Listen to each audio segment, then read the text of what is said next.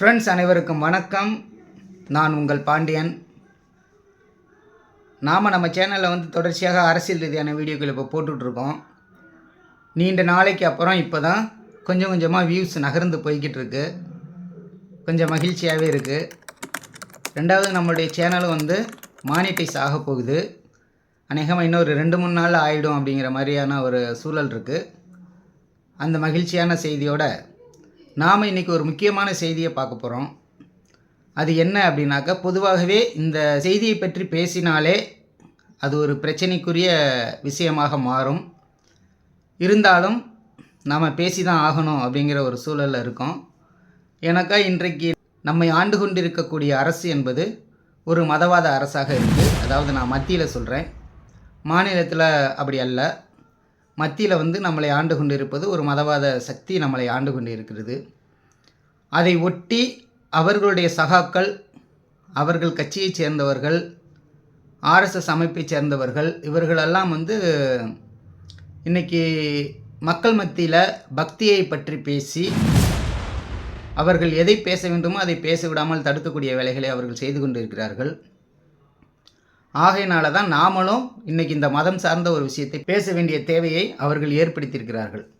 ஆகையினால் இந்த மதத்தை பற்றி நம்ம பேசணும் அப்படின்னாக்கா, நம்ம நாட்டை பொறுத்த வரைக்கும் பல மதங்கள் இருக்குது. இந்து மதத்துக்குள்ளே பல சாதிகள் இருக்குது, ஆயிரக்கணக்கான சாதிகள் இருக்குது, பல மதங்கள் இருக்குது.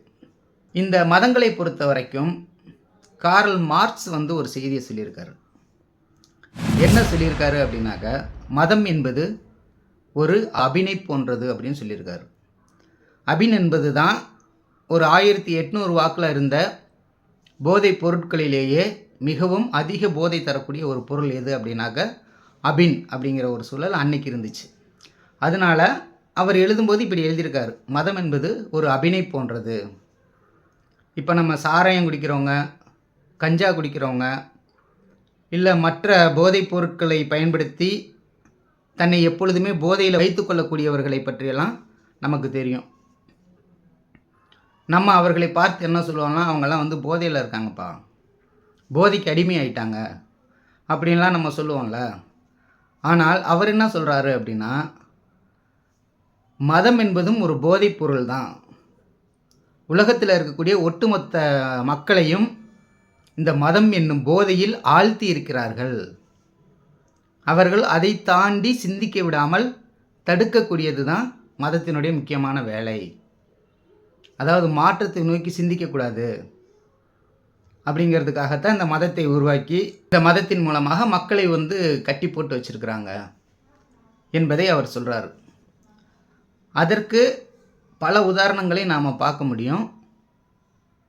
ரெண்டாவது, மதம் என்று எடுத்துக்கொண்டாலே ஒரு மதத்திற்கும் இன்னொரு மதத்திற்கும் இடையில் முரண்பாடுகள் நிறையா இருக்கும். இப்போ இஸ்லாமிய மதத்திற்கும் கிறிஸ்தவ மதத்திற்கும் முரண்பாடுகள் இருக்கும். அதே போல் இஸ்லாமிய மதத்திற்கும் இந்து மதத்திற்கும் முரண்பாடுகள் இருக்கும். புத்த மதம், சைவ மதம், ஜைன மதம், இது போன்ற எந்த மதங்களை எடுத்துக்கொண்டாலும் அவரவர் ஒரு வழிகாட்டுதலை கொடுப்பாங்க. அவரவர் பல சடங்கு சம்பிரதாயங்களை வச்சுருப்பாங்க. இப்படி ஒவ்வொரு மதத்திற்குள்ளும் கண்டிப்பாக இருக்கும்.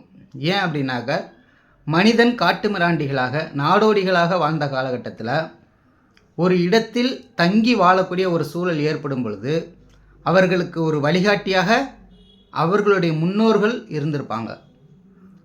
அதை ஃபாலோ பண்ணி இவர்கள் வந்திருப்பாங்க. அந்த அடிப்படையில் ஒவ்வொரு மதங்களும் வரலாற்று பூர்வமாக தொடங்கியிருக்கு. அது அன்றைய காலகட்டத்திற்கு அது தேவையான ஒன்றாகவும் இருந்திருக்கு என்பதில் நமக்கு மாற்று கருத்து இல்லை. அதாவது ஒரு 1500 ஆண்டுகள், கிட்டத்தட்ட 1400 சில ஆண்டுகளுக்கு முன்பு இறுதியாக தோன்றிய மதம் இஸ்லாம். அதுக்கு முன்பே பல மதங்கள் தோன்றிடுச்சு. அப்போ 1400 ஆண்டுகளுக்கு முன்பு என்னவெல்லாம் பிரச்சனைகள் இருந்துச்சோ, மக்கள் எப்படிப்பட்ட வாழ்க்கை நிலைகளில் வாழ்ந்தார்களோ அதை பொறுத்து தான் அந்த மதத்தினுடைய செயல்பாடுகளும் சிந்தனையும் இருந்துச்சு அப்படின்னு வச்சுக்கலாம். அதை கொண்டு இன்னைக்கு இருக்கக்கூடிய சமூகத்தில் பொருத்தி அதை செயல்படுத்த முடியுமா அப்படின்னாக்க கண்டிப்பாக முடியாது. ஏன்னா மதம் சொல்லக்கூடிய விஷயங்கள் எல்லாமே வெறும் இந்த பூமியை பற்றி மட்டும்தான் சொல்லியிருக்கு. குறிப்பாக இந்த பூமி, இந்த பூமிக்குள் இருக்கக்கூடிய பல நாடுகள், பல மொழிகள், பல மதங்கள், பல சாதிகள், இதற்குட்பட்டு சில விஷயங்களை சொல்லியிருக்காங்க. ஆனால் இந்த உலகம் என்பது இவ்வளவுதானா? வெறும் இந்த பூமி ஒரே ஒரு பூமிக்காக மட்டும்தான் இந்த பிரபஞ்சம் முழுவதும் வேலை செய்கிறதா? ஒரே ஒரு கிரகம் இருக்குது, ஒரே ஒரு சூரியன் இருக்குது, ஒரே ஒரு கேலக்சி இருக்குது, ஒரே ஒரு பிரபஞ்சம் இருக்குது அப்படின்னு நம்ம சொல்ல முடியுமா? பிரபஞ்சம் என்பது கூட ஒன்று அப்படின்னு சொல்லலாம். அதுவும் நமக்கு முழுமையாக தெரியாது. இருந்தாலும் இப்போதைய கண்டுபிடிப்பின் அடிப்படையில் ஒரு பிரபஞ்சம் இருக்குது. அந்த பிரபஞ்சத்துக்குள்ள கோடிக்கணக்கான, எத்தனை கோடின்னு சொல்ல முடியாது, அத்தனை கோடிக்கணக்கான கேலக்சிகள் இருக்கு. அந்த கேலக்சிகள் ஒவ்வொன்றிற்குள்ளேயும் பல கோடிக்கணக்கான நட்சத்திரங்கள் இருக்கு. ஒவ்வொரு நட்சத்திரத்திற்கு பின்பும் பல கோள்கள் அதை சுற்றி வருது. அதில் ஒரு கேலக்சி நம்மளுடைய மில்கி வே கேலக்சி, பால்வெளி மண்டலம்னு சொல்றாங்க. அப்ப இந்த மில்கி வே கேலக்சிக்குள்ள இருக்கக்கூடிய கோடிக்கணக்கான நட்சத்திர குடும்பங்கள்ல நம்மளுடைய நட்சத்திர குடும்பமும் ஒன்று. நம்மளுடைய சூரியனை சுற்றி 9 கோள்கள் இருக்கிறதா சொல்றாங்க. அதுல ஒன்று குறுங்கோளாக மாறிவிட்டதுனால இப்ப 8 கோள்கள் உறுதியாக சொல்லப்படுது. மீதி ஒரு கோள் இருக்கு. ஆனால் அந்த கோள் குறுங்கோளாக இருப்பதால அதை நம்ம கோள்கள் அப்படிங்கிற அந்த லிஸ்ட்ல கொண்டு வரல. இப்போதைக்கு 8 கோள்கள் இருக்கு. ஒரு சூரிய குடும்பத்துக்குள்ள லட்சக்கணக்கான விண்கற்கள் அதை சுற்றி வந்துகிட்டு இருக்கு. இந்த சூரியனை சுற்றி லட்சக்கணக்கான விண்கற்கள் சுற்றி வந்து கொண்டிருக்கிறது. இந்த சூரிய குடும்பத்தை தாண்டி கோடிக்கணக்கான சூரிய குடும்பங்கள் இருக்கு. அங்கெல்லாம் உயிர்களே இருக்காதா அப்படின்னா கண்டிப்பாக இருக்கும் என்றுதான் விஞ்ஞானிகள் சொல்றாங்க. ஏன் அப்படின்னாக்க வெறும் இந்த ஒரு சூரியனுக்காக மட்டுமே பிரபஞ்சம் வேலை செய்து கொண்டிருக்கிறது என்பதை நம்ப முடியல, நம்புற மாதிரி இல்லை. ஒவ்வொரு சூரிய குடும்பத்திற்குள்ளேயும் பல கோள்கள் இருக்கு. அந்த கோள்களுக்குள்ள கண்டிப்பாக உயிர்கள் வாழும் என்பதை விஞ்ஞானிகள் உறுதியாக நம்புறாங்க. அதன் அடிப்படையில் தொடர்ச்சியான தேடுதல் வேட்டையில் இருக்காங்க. எந்த கிரகம் உயிர் வாழ்வதற்கு தகுந்த கிரகம் அப்படிங்கிற அடிப்படையில் தொடர்ந்து தேடிக்கிட்டே இருக்காங்க. அதில் ஒரு சில கிரகங்கள் உயிர் வாழ்வதற்கு தகுந்த கிரகங்களும் இது வரைக்கும் கண்டுபிடிக்கப்பட்டு இருக்கிறது. பூமியை விட சூப்பர் எர்த்துன்னு சொல்லிட்டு ஒரு கிரகத்தை கண்டுபிடிச்சிருக்கிறாங்க. அதை விட பூமியை விட பெரிதாகவும் இருக்கும். அங்கே நீரும் நீராகவே இருக்குது. உயிர் வாழக்கூடிய அந்த சூழல் எல்லாமே அங்கே இருக்குது அப்படிங்கிறதெல்லாம் கண்டுபிடிச்சிருக்காங்க. அது போன்ற கண்டுபிடிக்கப்பட்டதற்கு பிறகு அந்த இடத்திற்கு சென்று நாம் அதை ஆய்வு செய்தால் மட்டும்தான் அங்கே என்ன வகையான உயிரினங்கள் வாழ்கிறது என்பதையெல்லாம் நம்மளால் கண்டுபிடிக்க முடியும். ஆனால் அப்படி போய் நம்ம அதை அடையக்கூடிய அளவுக்கான தொழில்நுட்பத்தில் நாம் முன்னேறிட்டோமா அப்படின்னு பார்த்தோன்னாக்கா இன்னும் முன்னேறலை. ஏதோ ஒரு குறிப்பிட்ட அளவு இங்கிருந்தே நம்ம டெலஸ்கோப் மூலமாக பார்க்கிற அளவிற்கு மட்டும்தான் நம்ம முன்னேறி இருக்கிறோமே தவிர இன்னும் அந்த கோள்களுக்கு சென்று ஆய்வு செய்யக்கூடிய அளவுக்கு முன்னேற்றம் என்பது இப்போதைக்கு நம்மக்கிட்ட இல்லை. வருங்காலங்களில் கண்டிப்பாக அப்படி ஒரு முன்னேற்றத்தை நோக்கி மக்கள் செல்வாங்க, விஞ்ஞானிகள் செல்வாங்க. அதன் பிறகு நம்ம அதில் இருக்கக்கூடிய உயிரினங்களை பற்றி நம்மளுடைய தலைமுறை பார்க்கலனாலும் அடுத்தடுத்து வரக்கூடிய தலைமுறைகள் கண்டிப்பாக பார்ப்பாங்க. இதுதான் இந்த பிரபஞ்சத்தினுடைய, இந்த உலகத்தினுடைய ஒரு விஞ்ஞானபூர்வமான உண்மையான ஒரு விஷயமாக இருக்குது. ஆனால் இந்த மதங்கள் என்ன சொல்லுது? இந்த மதங்கள் எப்படி மனிதனை கட்டி போட்டு வச்சிருக்கு அப்படின்னு பார்த்தோம் அப்படின்னாக்க ஒவ்வொரு மதத்திற்கும் ஒவ்வொரு கோட்பாடு இருக்குது. என் மதத்தை சேர்ந்தவன் இதெல்லாம் செய்யணும், இதெல்லாம் செய்யக்கூடாது அப்படிங்கிற ஒரு வரையறை வகுக்கப்பட்டு வச்சிருக்கு. இந்த வரையறைகள் தான் மக்களுக்கு இடையிலான முதல் பிரிவினைவாதமாக மாறுகிறது.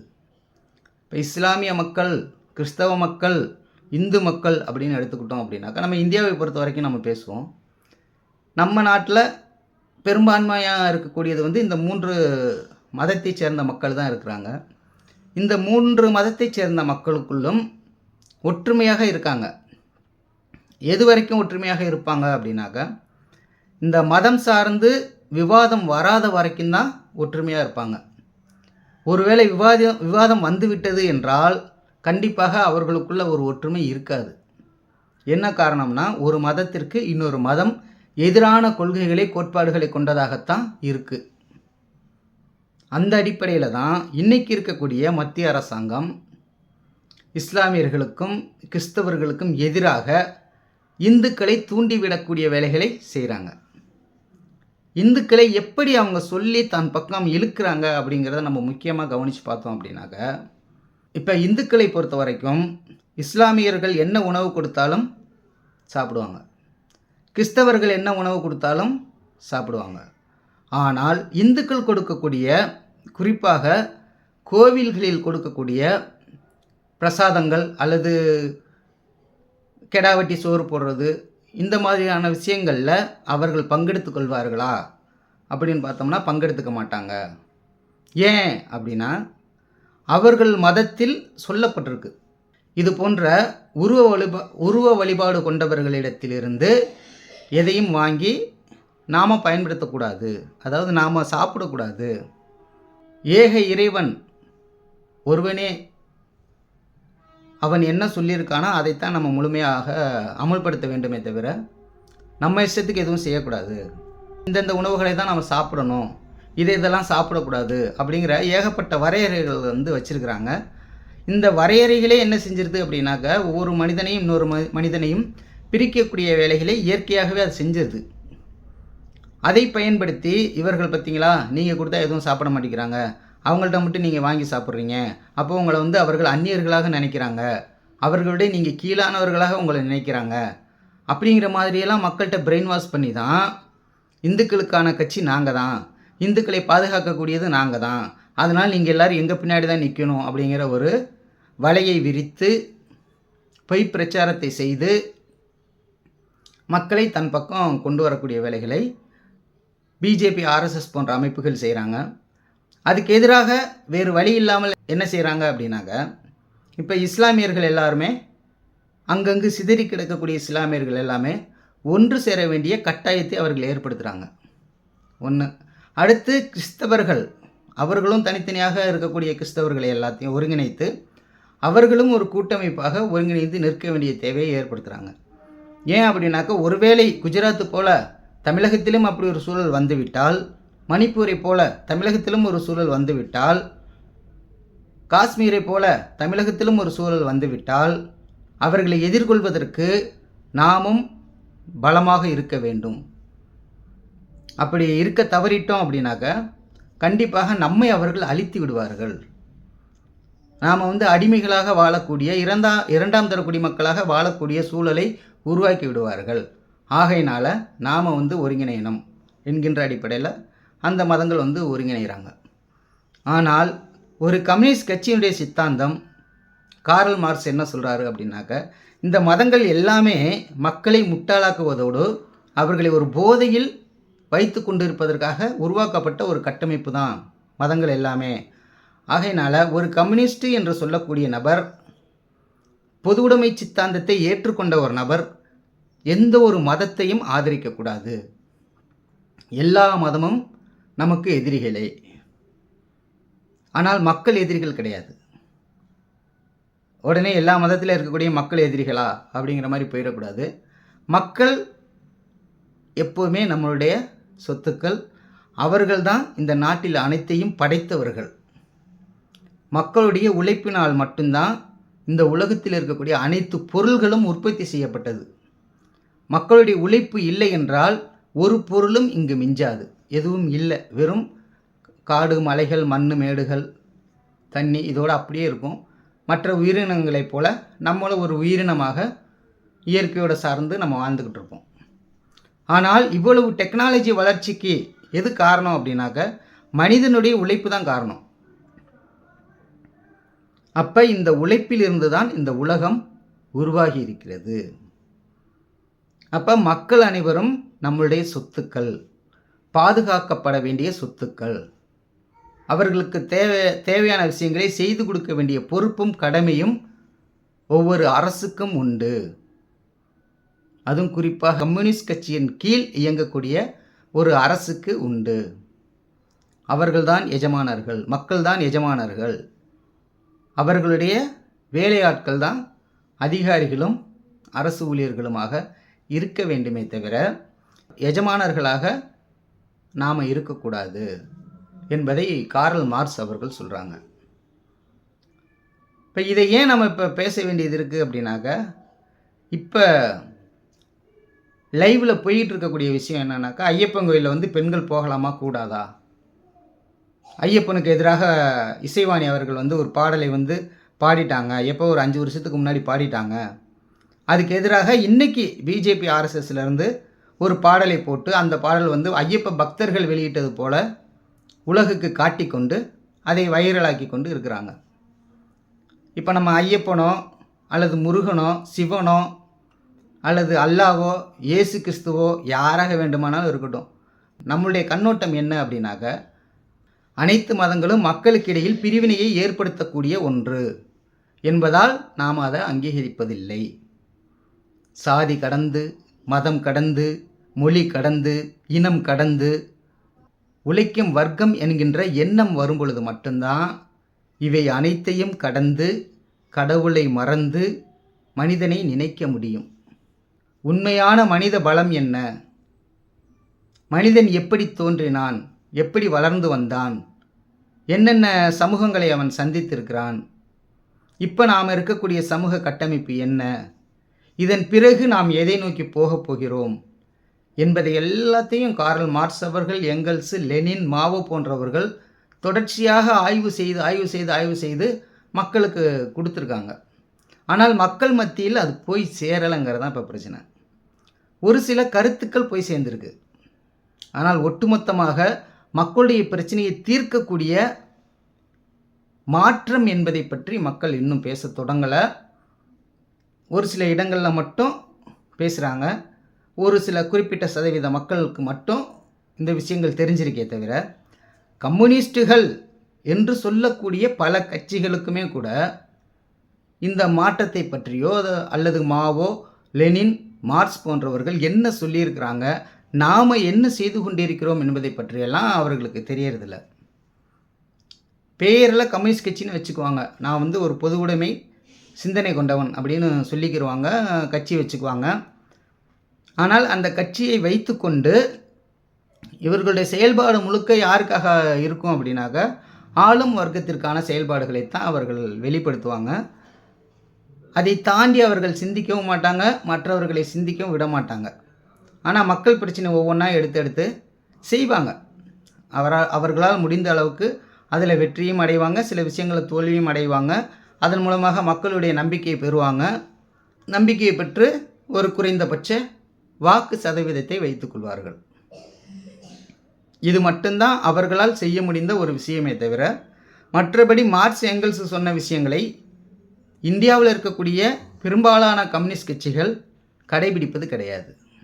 அதனால தான் அரசியல் ஏற்றத்தாழ்வுகள் என்பது தொடர்ச்சியாக இந்தியா முழுவதும் இருக்குது.